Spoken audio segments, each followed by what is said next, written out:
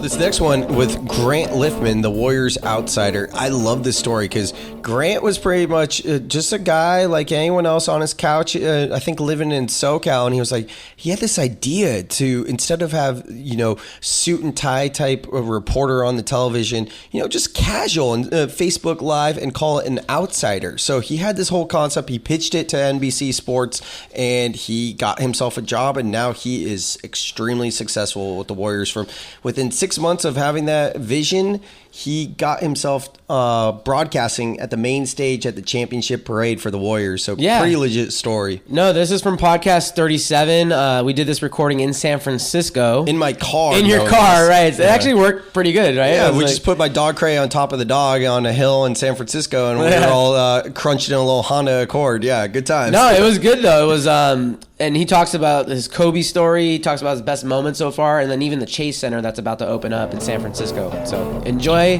Grant Liffman. Here's a little quick story about Kobe, just for the sake of it. Yeah, we love these. I don't think I've told this story on air before, but exclusive. Yeah. So I lucky enough to one game at Staples Center. I sat courtside and for a Lakers Raptors game, and at that time, our good friend Landry Fields was playing for the Raptors, and he grew up in LA, and he was guarding Kobe Bryant, who was his idol, and Kobe and him were battling a little bit, but by the end of the game, it was a famous Kobe game about like 6 years ago. He ends up dropping, I think it was 40-something points. He had like 30 in the second half, and they do a big comeback. They were down 20, and Kobe leads them all the way back, and at one point, they're down, I think, one with... they're down one with 10 seconds to go, 30 seconds to go, I don't know. And Kobe runs in, dunks the ball. The place just erupts, but it's an and one. So Kobe's going to line. It's like tied or they're up one now. Place is just going nuts. He's doing his little jaw out, little teeth thing that he does. Yeah, right. You guys remember that? Yeah.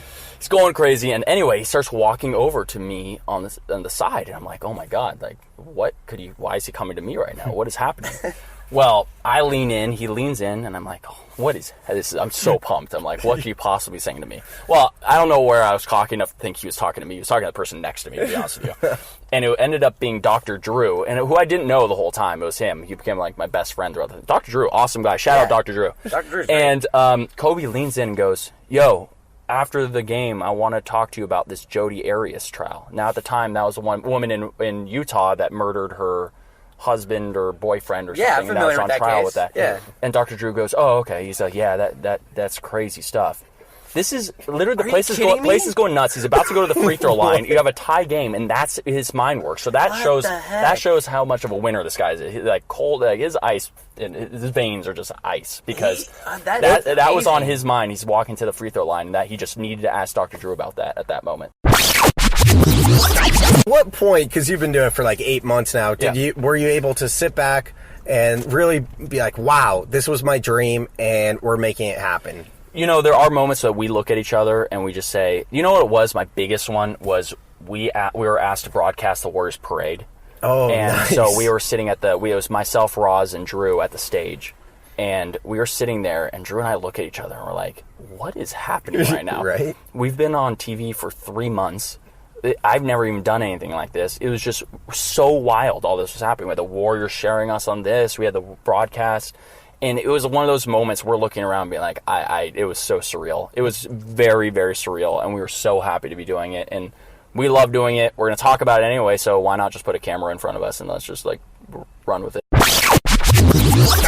It is sad that Oakland's losing teams. Really was sad when the Raiders are losing because that's just very unfortunate. Oakland deserves these teams. Their fan base is incredible. Yeah. Oakland fans are incredible. They are. So it is sad that they are going to lose that franchise, the Warriors, from their city. However, it is 15 minutes away from their city.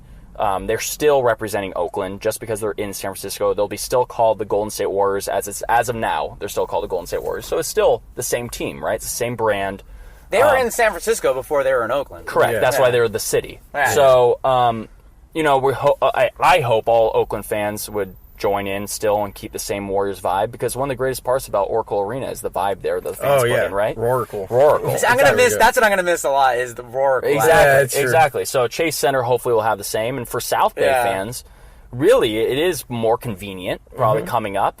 You can obviously drive up the other end to Oakland on the other side of the bay, but you take Caltrain up. It's going to be such. But a good it's more. scene over It's there. going to be for South Bay. It's more entertaining. There's more to do around there. It's more of an event now. You can go do other into stuff. San Francisco, exactly. You get to have a time in the city. hotel if you want. Yeah, Well, that's the thing. good Like time. you go to even for when the Giants are in the World Series, I'll go to what's that bowling alley across the street? Lucky Strike. Yeah, I went there all the time. Or just the whole vibe around the ballpark was amazing. And Oracle, you don't have that, right? You know, and same thing with the Levi's Stadium. Actually, well, unfortunately, Levi Stadium is kind of out there too. I But well, convenient for us. Yeah.